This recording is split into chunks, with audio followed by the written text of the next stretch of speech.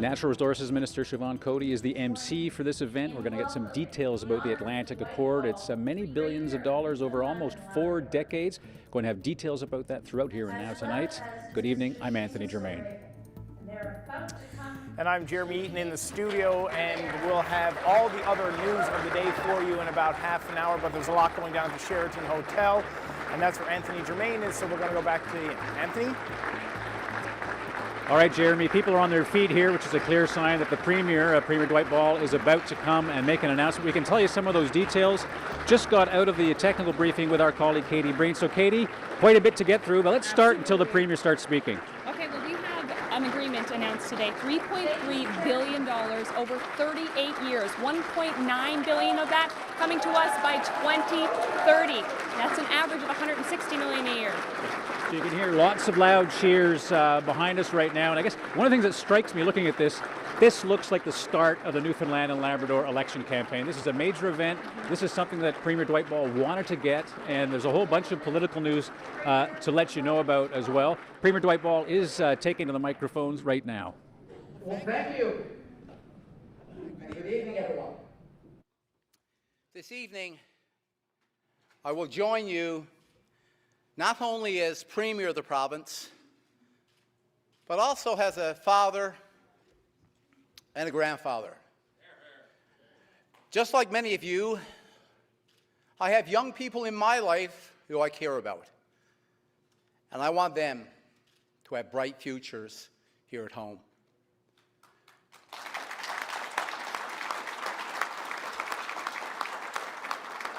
Now, to support those bright futures, our government has been advancing our plan. We call it the Way Forward, to make our province a great place to live, to work, and to raise a family.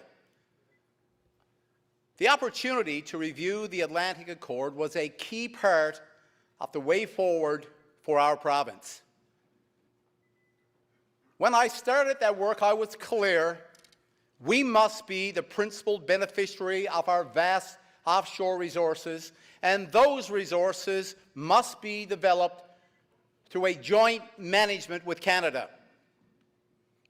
Ladies and gentlemen, today, on the 70th anniversary of Confederation with Canada, I am proud to say that we are signing an agreement that delivers all of that and more.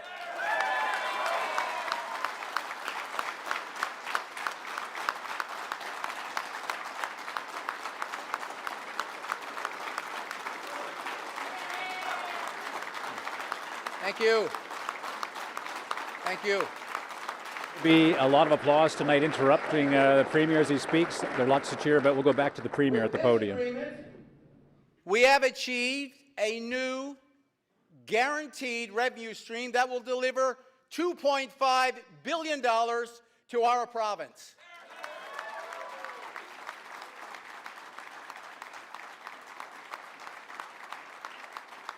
That revenue stream immediately reduces the provincial net debt by approximately $5,000 for every Newfoundlander and Labradorian.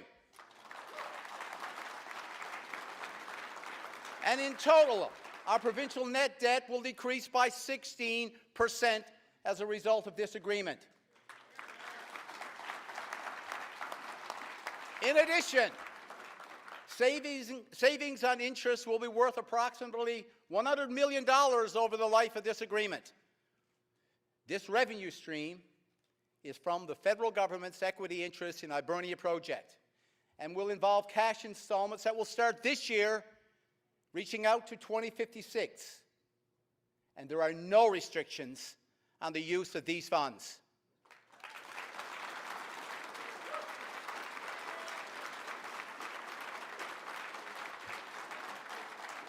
The revenue stream is front-end loaded with approximately $1.9 billion, or 60%, being received by 2030.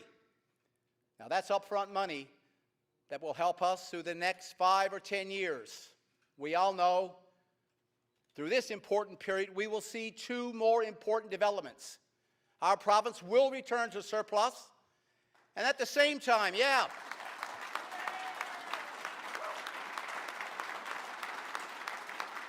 And at the same time, new oil and gas industries, changes in mining, aquaculture, farming, forestry, and technology industries will flourish. And so will the people working in those industries.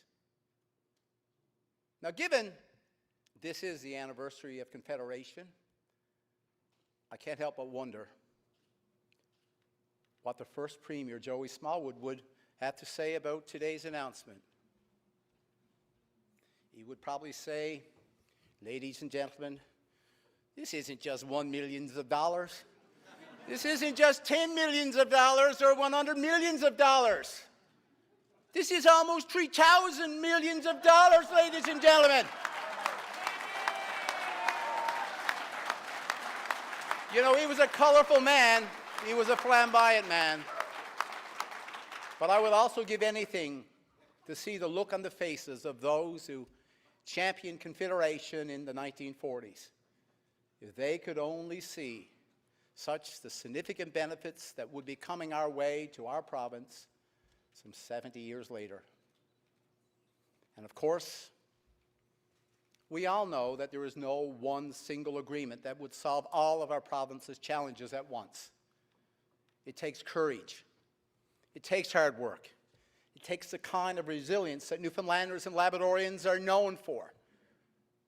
But this agreement represents another significant part of our plan, yet another significant step on the way forward that we have successfully taken for the good of all our residents.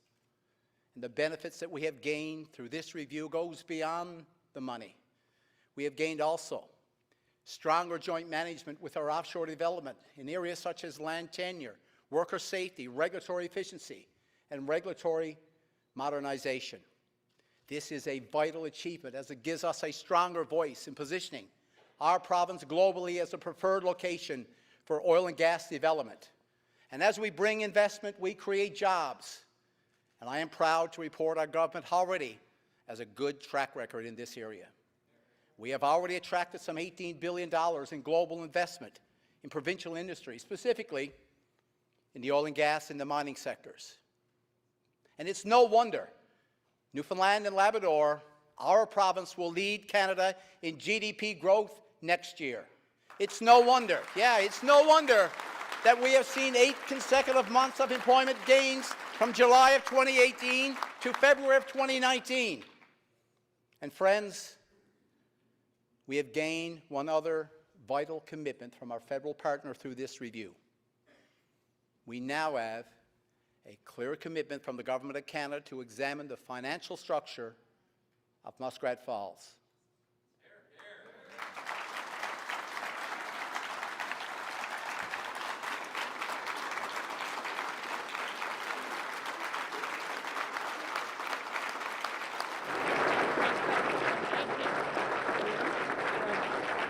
Well, interesting announcement there has to do with Muskrat Falls, of course, and there is no sort of sense that this is actually part of an offshore oil agreement, but it is one of the surprises in the announcement has to do with the fact that Muskrat Falls, there's an arrangement. Federal Finance Minister Bill Morneau is going to be here on Friday for that. So we'll go back to the podium right now because I think the Premier is going to be throwing things over to Seamus O'Regan, who's here as the political minister for our province. Consumers. Working in partnership with Ottawa, we will finalize federal involvement in making sure electricity remains affordable in our province.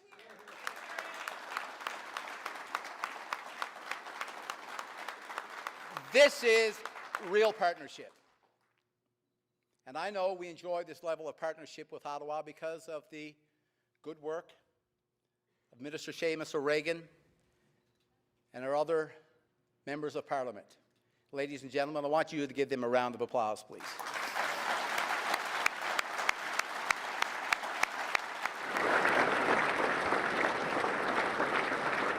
Well, Seamus O'Regan, of course, about to be introduced. I just want to sort of clarify one point here. We've talked about a lot of money, $2.5 billion, but it's important to slice that up in terms of annual payments. And Katie Breen is with me right now. That's right, because it's actually $3.3 billion over 38 years. $1.9 billion of that coming by 2030.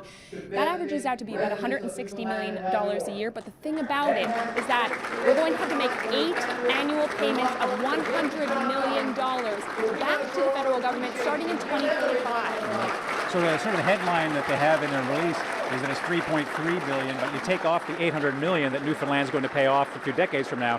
That's what brings it down to $2.5 billion. I don't know you about Katie, but it certainly feels that that's one of Dwight Ball's stronger speeches. Does it feel like an election's coming? Oh, absolutely. You can tell. All right. We're back to this podium now with Premier Dwight Ball. The agreement we have achieved makes me just as proud to be a Canadian as I am proud to be a Newfoundlander and Labradorian.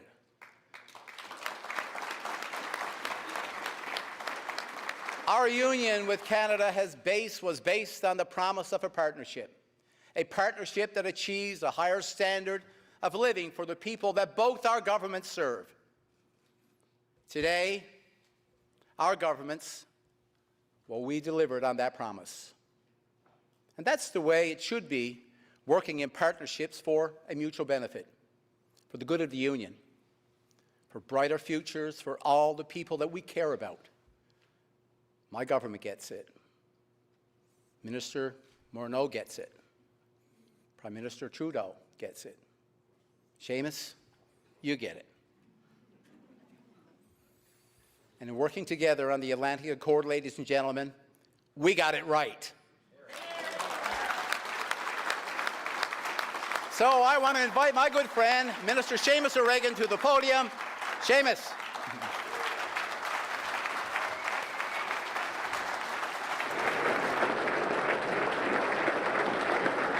So as you can see, a standing ovation for Seamus O'Regan on what is a major announcement. And one of the things that no doubt he will talk about as the federal representative has to do with rate mitigation, our electricity bills, the federal government making an announcement today. Here's Seamus O'Regan at the podium. You know, as these negotiations were progressing, the Premier and I obviously were talking all the time. And from time to time, we'd sit down over a cup of tea. And if you're not from here, you might be forgiven for thinking that a cup of tea is some kind of quaint, polite Newfoundland thing that we do. Well, you wouldn't know my mother's bridge club. Or how often arguments might see the odd flying cup or saucer. But while the Premier and I did have our firm disagreements at times, there was no shattered porcelain or even many raised voices. Just common courtesy, a keen ear, and mutual respect. Dwight, boy, for you, Premier, the kettle is always on. Thank you. It's an incredible feeling to be here today. You know, we had a Mawsy morning, a busy harbor. We're here in the Sheraton Ballroom, the place where the original accord was signed. It's tailor-made for this announcement here in St. John's. And make no mistake, to be part of the team that delivers a renewed Atlantic Accord to the people of Newfoundland and Labrador is an honor that we will never forget. It is an honor to join people here in this room. It is an honor to join people at home and deliver an agreement that affirms the deep partnership between the Government of Canada and the Government of Newfoundland and Labrador. And it is especially nice to do that on the 70th anniversary of Confederation, because this is how Confederation is meant to work.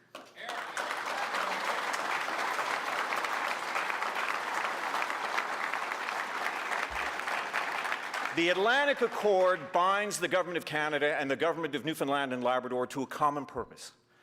It binds them to ensure that the people of this province are the principal beneficiaries of their offshore oil and gas. Now, we might differ in how we get there, but we do not differ on that goal, that Newfoundland and Labrador is the principal beneficiary of its offshore.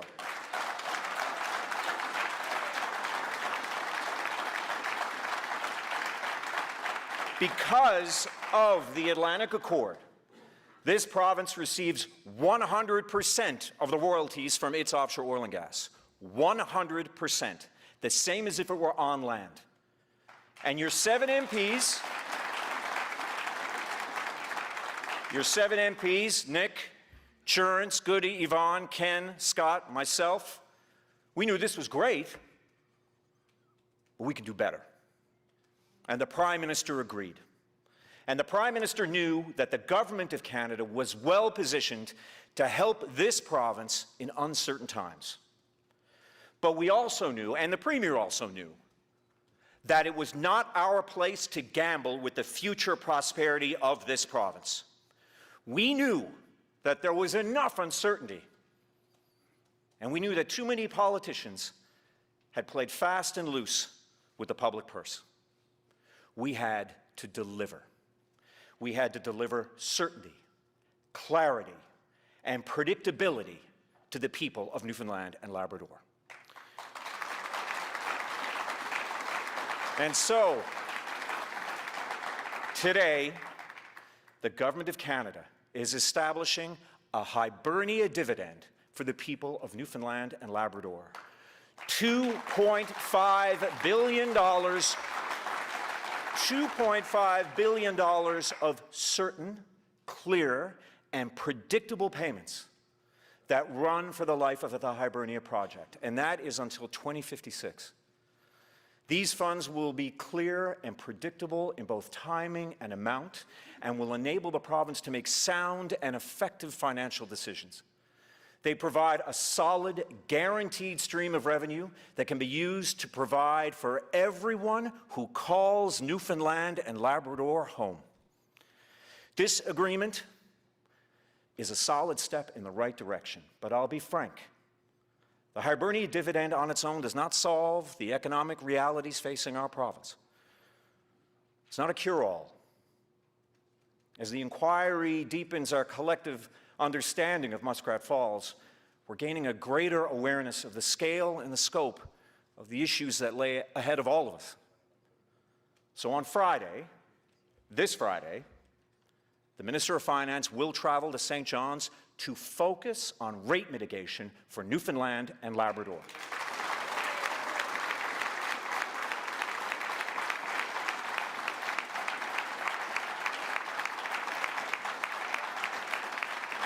The Government of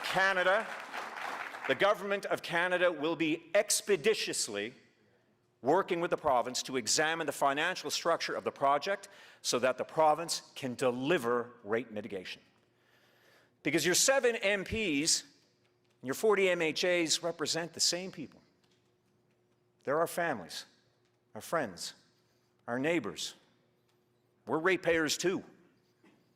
And we're keenly aware of what's coming down the wire. So make no mistake, we are meeting those challenges head on.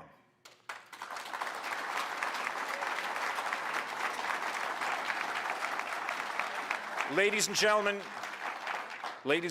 I'm happy to report that the Atlantic Accord has been reviewed, and it is working. It is working for Newfoundland and Labrador, and it is working for Canada. The Accord is responsible for one of the highest provincial GDPs in the country, and it continues to act as a mechanism that allows the Government of Canada to assist this province on its path to prosperity. But the Accord works largely because we make it work. It works because level heads can come together and have a sensible discussion. This isn't about drama. You didn't elect us to put on a show. You elected us to do a job.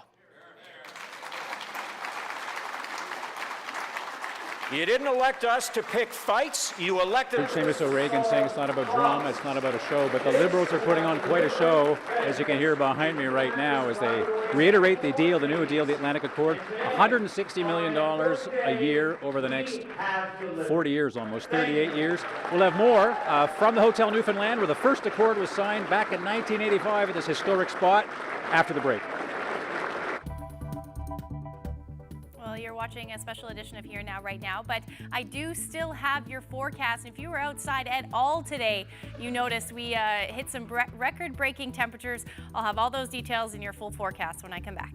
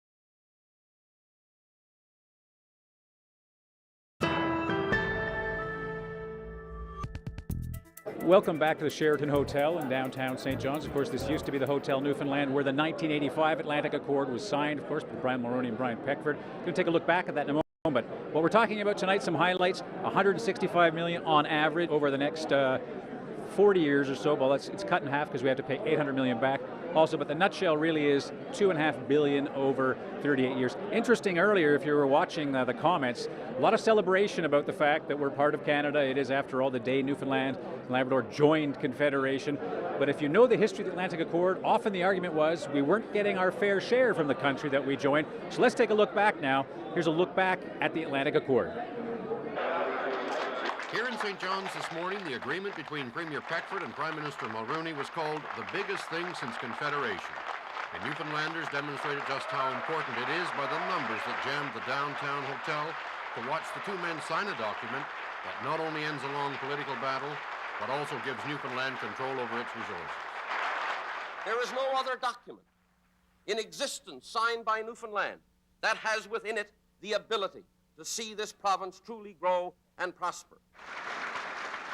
People applauded every detail, particularly an agreement that gives the province the right to collect royalties and taxes. And they cheered a $300 million grant to prepare the way for development and at the same time provide badly needed jobs. While you're getting ready for oil, there'll be a lot of jobs to construct the platforms and do the other things that had to be done. So we'll see a lot of immediate benefits. As they sat and watched the signing ceremony on television today, Newfoundlanders felt many things: pride, relief, and mostly a new sense of hope about the future. I am not afraid to inflict prosperity on Newfoundland and Labrador. I'm certainly not afraid to take it. Wayne Holloway is unemployed.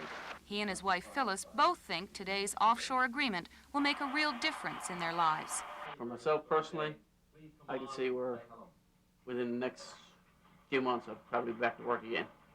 And to most people, that's what offshore development and revenues really mean: jobs. Nobody knows yet how many. What they do know is that the province now has the right to decide how the offshore will be developed and, in effect, control offshore job creation. Beginning of a new era for Newfoundland. It seemed almost everyone today was happy, from the police officer directing traffic. I think it's great. Long overdue. There was even enthusiasm on the picket lines. It's the best thing that ever happened in Newfoundland. We should get more jobs now that we ever had before in our lives. Do you think it's going to affect you personally? Not me, probably my children.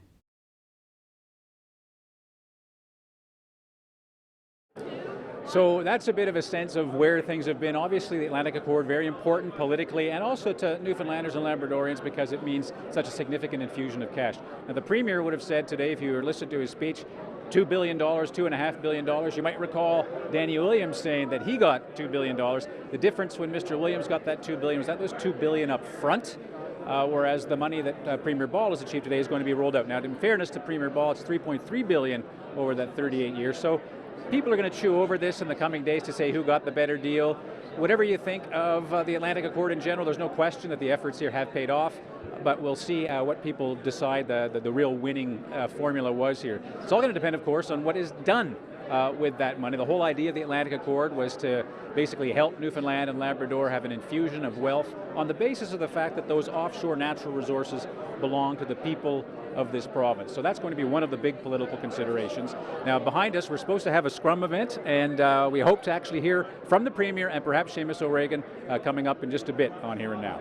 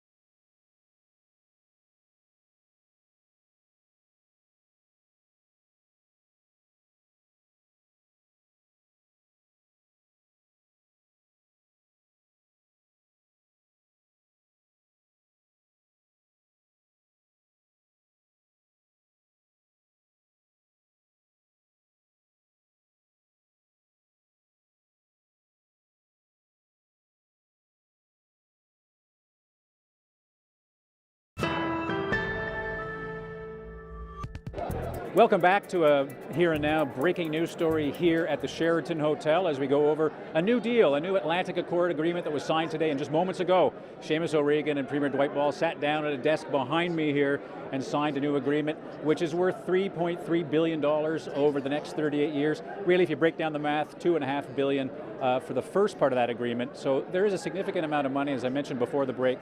We'll chew that over. What's interesting is the politics of all this. Here we have an announcement today. We also learned that the House of Assembly is going to be prorogued. We're looking at a throne speech on Thursday. No doubt that throne speech is going to say that Tom Osborne has a budget coming. We'll chew over those details, but first, Seamus O'Regan, the Premier, is speaking right now with reporters. Let's go over to them in the back of this ballroom. I have no reason to believe that, when you say you want to achieve rate mitigation, that he's not coming with that in mind. We've had a good negotiation. We've delivered on the review of the Atlantic Accord. We've had lots of success over the last 3.5 years and many other agreements. I can speak to the Core Science Building, the Labour Market Development Fund. There's just numerous arrangements that we've been able to complete with the federal government. So I have no reason to believe right now that the federal government lacks commitment or courage to help this province with rate mitigation. No, and we made a point of putting in there expeditiously. But I think it's really important, too, that people know, and I think people do know, that this gets very complicated, and in order to find an effective solution, it's going to take time to get, as we say, under the hood and really figure out how we can do this effectively. But we are committed. We are committed to working with the province to achieve it. You're going to be paying back $800 million starting in 2045. Why set it up that way? Because what we wanted, there were some questions about, lots of discussion, should we just take Hibernia shares and take that into our own portfolio in Newfoundland and Labrador? We made a decision to actually balance our portfolio.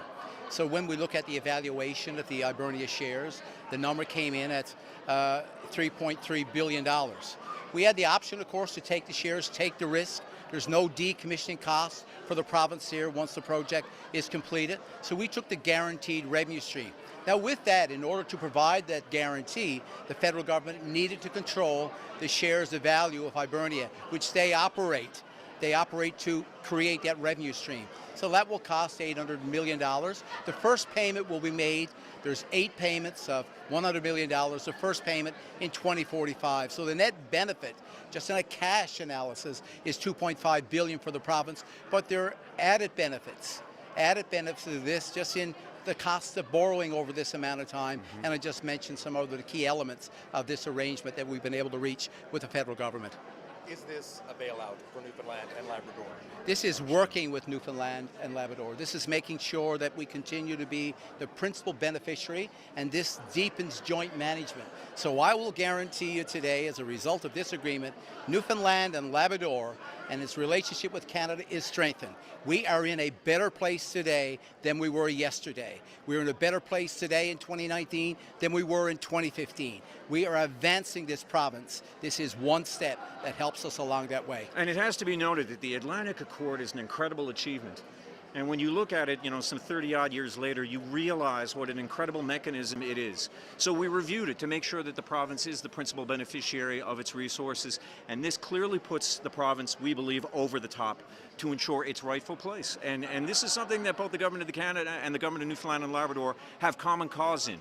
We both have an interest, and we are both committed to making sure that Newfoundland and Labrador is the principal beneficiary of its offshore. That's an incredible achievement, and it was up to us to make sure that we guard that trust. So did the province have an option? So you have Seamus O'Regan and Premier Dwight Ball speaking to reporters at the other end of the ballroom where I am right now. Well, one person who's been asking a lot of questions about that over-the-top agreement, as Seamus O'Regan put it, is the Leader of the Opposition, Ches Crosby. Mr. Crosby, obviously details fresh off the printing press, as it were. What's your initial reaction to what's been announced today? Anthony, you can tell there are two very unpopular Liberal governments, and they're doing pre-election razzle-dazzle. The checks are all in the mail, and some of them don't arrive for 40 years. Yeah, but it might not arrive until 40 years, but $160 million a year for a province that's in our position, that's nothing to sneeze at. Sure. However, we have about a $600 million annual deficit, so it'll take a bite out of that, but it's not going to get rid of it, is it? Right. But when they say that we're talking about $3.3 billion over 38 years, they also say, not to confuse everybody out there who's watching, that it's front-loaded, so most of the payments are in the beginning. Can you see any merit in this agreement? Well, you know, I think it's going to take a team of financial people to sharpen their pencils and sit down for quite a few days to figure out what the real meaning of all this is. Right. Clearly, it's pre-election razzle-dazzle stuff designed to impress voters with a lot of billions flying around, but what it really means is hard to divine. All right, as you know, this week we have, obviously we've got the announcement today. The House of Assembly is going to be prorogued, got a throne speech. Bill Morneau, the federal finance minister, is on Friday to start talking to the premier about rate mitigation. Does this strike you as the start of the election? It strikes me as a lot of talk and a lot of checks are in the mail stuff. Right. Didn't you notice though that the Liberals here, they show the fact they can fill a room. They had all their MHAs clapping at the right time. They can still orchestrate what looks like a pretty big campaign event. Now that you mention it, yeah, there's a lot of people here. All right, Mr. Crosby, appreciate your time. This is their best shot, right? I have a feeling we're going to be speaking again. Thank you very much. Indeed. That's Ches Crosby, the leader of the opposition. Okay, so we talk a lot about politics. Most people today in the province are talking about the weather, certainly on the island. So let's talk to Ashley about what a gorgeous day it was, at least in some parts of the province. Ashley. This weather update is brought to you by the Healthcare Foundation Home Lottery. Bonus deadline is midnight, Friday, April 5th. Order now at hcfhomelottery.ca.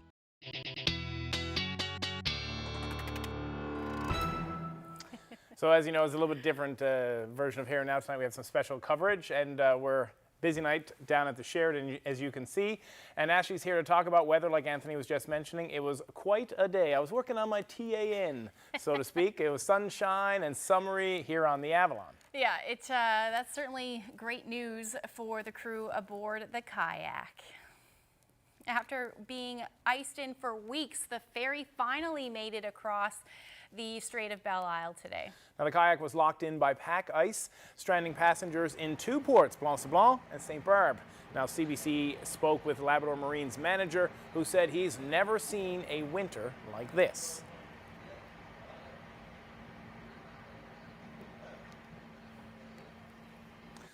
Some incredible pack ice today. Now, but here on the Avalon, especially here in St. John's, I didn't get a chance to get out and see the sunshine, but I did feel some of the heat from my window. It was warm, and it was warm to start the day as well. If you take a look at the temperatures this morning, above zero for most areas.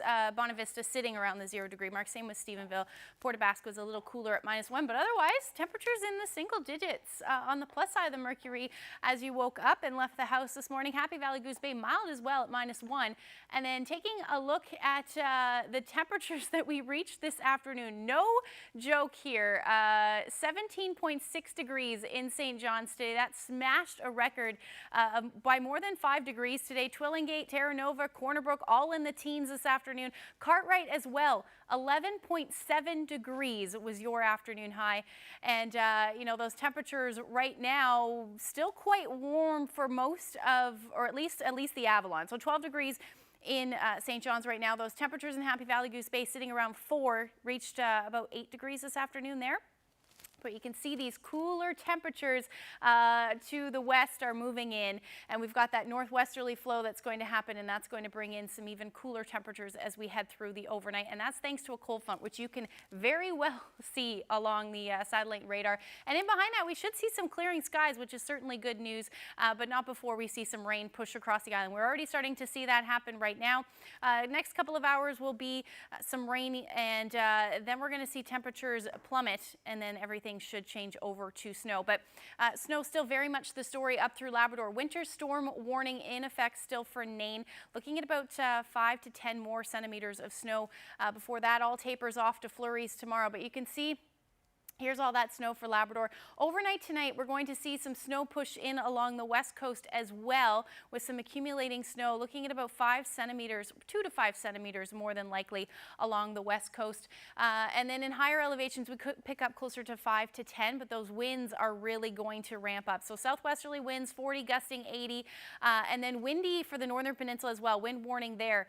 We're looking at gusts near 100 kilometers per hour overnight. Otherwise, winds generally out of the southwest, west, between 70 and 80 kilometers per hour tonight, and those temperatures significantly dropping down below zero. -16 your overnight low in Lab City tonight. Happy Valley Goose Bay is going to dip down to -9, so quite a temperature difference. And then Nain windy and -10 tonight again with that 5 to 10 centimeters of snow. Tomorrow, though, once that low moves out of the way, generally looking at a nice day. It should just be a mix of sun and cloud, lingering flurries along the west coast, and then same for parts of Labrador as well. And then through the night, we'll start to see the next system roll in, or at least some cloud cover roll in up through Labrador. So we're looking at a slight chance of a few flurries. So quickly, here's your forecast. Sunshine tomorrow, much cooler than today. Only in the single digits, but those westerly winds still sticking around tomorrow. Going to be quite windy right across the board.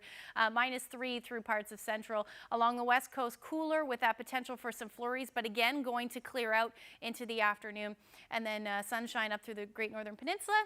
And then same for Labrador with a slight chance of a mix of sun and cloud, and then that slight chance of flurries. But again, along the coast, windy conditions, westerlies gusting upwards of about 100 kilometers per hour. So let's look at your forecast. We'll look ahead a little bit. And it looks like it was sunny a lot more than it usually is from January through to March. I'll have all those details coming up.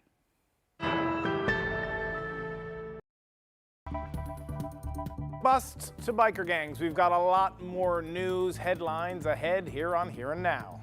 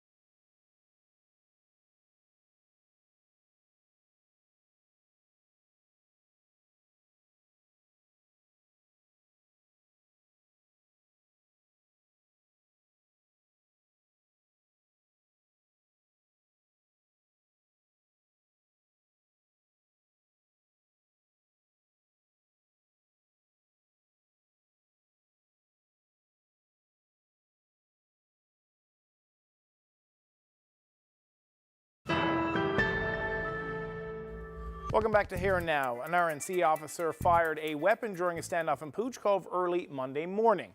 Now, Police Chief Joe Boland has called for an external investigation.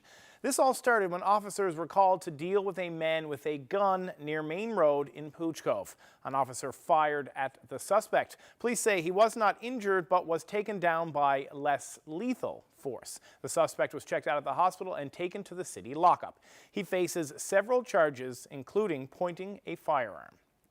3 men accused of trafficking drugs for a Hells Angels-affiliated biker gang will stand trial after all. The 3 were fighting to have the charges dropped, arguing the case against them had dragged on for too long. But this morning, a judge rejected that argument. Here Now's Zach Gowdy has the story.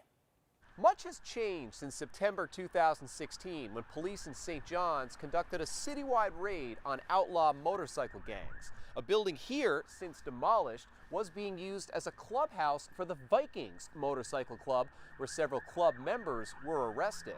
But another big change is the Supreme Court of Canada's Jordan decision, which nearly caused 3 men swept up in that raid to walk free. In Supreme Court this morning, the men shielded their faces from the cameras. Vince Leonard Sr., Wayne Johnson and James Curran are all facing drug trafficking charges, but they had applied to have the charges thrown out under the Jordan precedent. That ruling stipulates that Supreme Court cases taking longer than 30 months to come to trial can be dismissed. The 30-month date in this case was last Thursday. The Crown argued the delays were due to exceptional circumstances. Multiple defendants meant juggling many schedules. One defense lawyer was tied up with a different case for a full 10 weeks. The case is also complex, involving confidential informants, nearly 100 separate warrants and judicial applications, and a litany of charges. Further, the Crown attorney handling the case had 2 separate bouts of illness, which set the case back another 7 weeks. In his ruling, Justice David Hurley accepted the complexity argument. He also said that delays attributable to a defense attorney don't count under the Jordan precedent. Finally, he said that the justice system cannot penalize an attorney for getting sick. Hurley rejected the application to dismiss the charges. The trial is now finally set to begin next Monday. It is expected to conclude in early May. Zach Gowdy, CBC News, St. John's. A big drug bust to tell you about tonight. Police seized 9 kilograms of cocaine and arrested 5 people Friday. It's one of the largest cocaine busts in the province's history.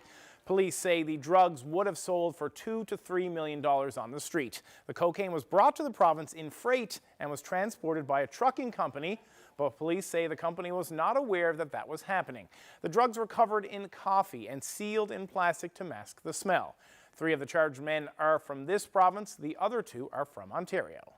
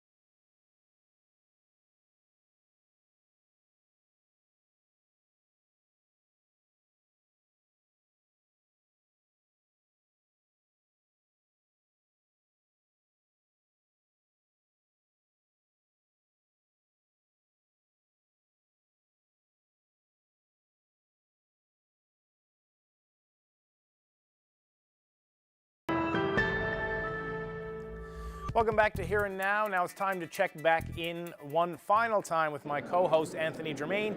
He and reporter Katie Breen have been covering today's renewed Atlantic Accord deal from the Sheraton Hotel in downtown St. John's. Anthony? Thanks, Jeremy. The Premier posing for pretty pictures with supporters. He's not the first Premier to pose for pictures after making an announcement on the Atlantic Accord. Thought we'd give you some analysis on some of the major points announced. Katie Breen with me right now. What stands out to you? Well, what's interesting is how this compares to the deal with Danny Williams back in 2005. It was for about the same amount of money, but that deal, of course, was for about 10 years. This one is for roughly about 40. Right, and of course in the Williams deal there was $2 billion up front, whereas Right. this is spread over quite a bit of time. That's right, yeah. So that's something that people, of course, are going to be analyzing now over the coming days, more once we get more of the details and more time to digest it all. Right, and there is also some news, I mean lots of news in the thing, but it also has to do with the fact that Federal Finance Minister Bill Morneau is going to be coming here. That's actually part of the accord.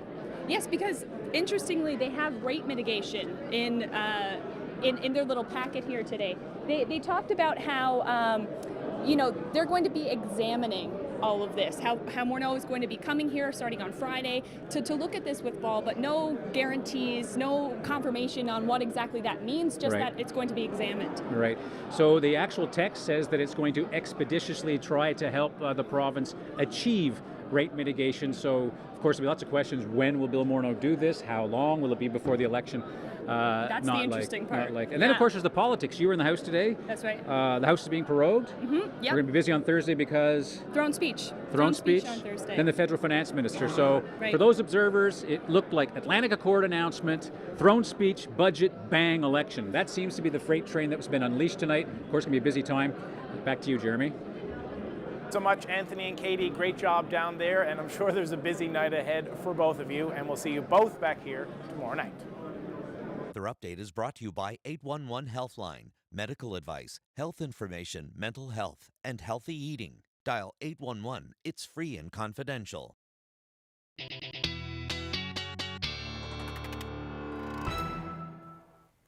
So more than just the Atlantic Accord renewals happened here today. It was a great day for weather. A lot of sunshine today, but I heard you talking earlier that there's been a lot of more sunshine in 2019. Yeah, I had a question was asked to me about how it's been feeling really sunny since January. And listen, Ashley, I know you're new here, but no one's complaining. Oh, I'm not saying that, but that's why this is abnormal, apparently.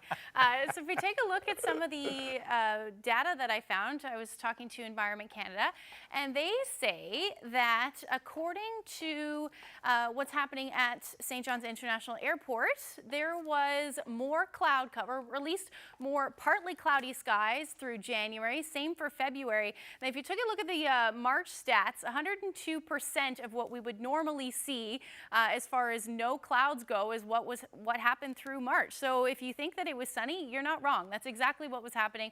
And then we got some stats for Gander as well. Similar stats here, looking at partly cloudy skies, generally fair skies through February, and then most of March. 204% of normal, what you would normally see, was recorded in Gander. So definitely sunshine. And then to start off the month of April, absolutely beautiful again today.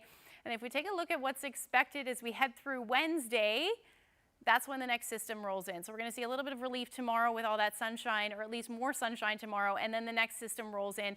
This one going to bring some cloud cover through the day on Wednesday, and then in behind that, another warm up. So it looks like mainly rain event again for Newfoundland up through Labrador. Not the case. We're looking at more snow on the way there and some windy conditions as well. That's the case for most of the province, but you can see those temperatures sitting in the single digits again on Wednesday, and then up through Labrador. Lab City should reach a high near 1 degree, Happy Valley, Goose Bay, another 3-degree day, and then those similar temperatures right along the coast. So the system does stick around for a while, and then very similar to what we're seeing today, we're going to see that low skirt off the coast of Labrador. In behind that, we'll get back into that northwesterly flow, southwesterly as we head towards the island. But then again, with those cooler temperatures moving in, we're going to see that potential for snow and, again, windy conditions through the day on Friday. Some clearing skies Friday afternoon, maybe some onshore flurries again along the west coast. But overall into Saturday, again, we're going to see another round of snow move in. So it's going to get a little bit messy as we head through at least the end of the week, but not so much for the island. That's mainly the case up through Labrador. So here's a look at your 5-day forecast. Like I said, temperatures back to around the single digits, 5 degrees for Wednesday and Thursday. The rain will move in late day Wednesday, continue through the first half of Thursday, and then the sun should peak out again with plenty of sunshine right through Friday and Saturday. Temperatures hovering around the mid-single digits. Now for central Newfoundland, same thing, same time frame as far as Wednesday and Thursday goes, and then that rain potentially moving in late afternoon and evening for Saturday. For western Newfoundland, same thing, 4 degrees on Wednesday. Now tomorrow you could see some lingering flurries in the morning and then some clearing skies. Those winds will be gusty though right across the board tomorrow. Rain or snow on Thursday, and then temperature dipping on Friday there. Eastern Labrador, up to 3 degrees on Wednesday, and then dipping back down below 0 for Thursday and Friday, with windy conditions expected, and then some snow and blowing snow as well for western Labrador. -6 it looks like for Friday, with those winds sticking around, and then another cool day on Saturday, and -8. So that's a look at your forecast.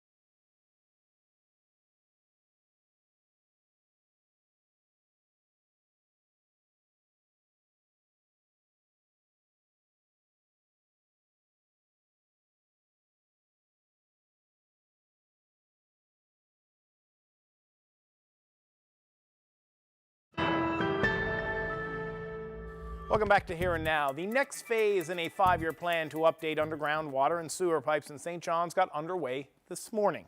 The construction will interfere with driving, slowing down traffic on Water Street between Bishop's Cove and Ayers Cove. Eastbound traffic will continue along Water Street, but westbound drivers will be sent down Ayers Cove to Harbour Drive. The work is being done because the infrastructure underneath Water Street is a century old. So talk about saying I do on a skidoo. It's certainly not a traditional wedding. Yeah, but definitely one of the most scenic places to exchange vows with a wow. For the very first time, Mr. and Mrs. Stephen Gold.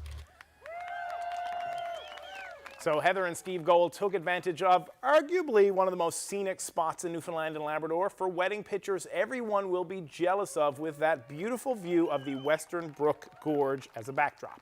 She wore all white snowmobile suit with a veil, but there was no limo taking a ride to the wedding.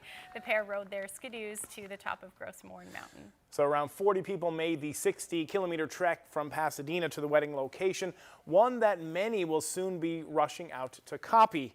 Now, while they do have those beautiful wedding photos, no word on where the honeymoon will be yet. Yeah. Ashley, you ever hike up there yet? Not yet. That's the plan. Pretty spectacular. And in case you're wondering, in the winter you're allowed to ride your snowmobile in Grossmorn National Park, but that's why, because some people be like, why are you riding your skidoo? Yeah. Because you're allowed in the winter. Anyway, it's beautiful. If you get a chance, you should do it. I definitely will. It's really easy.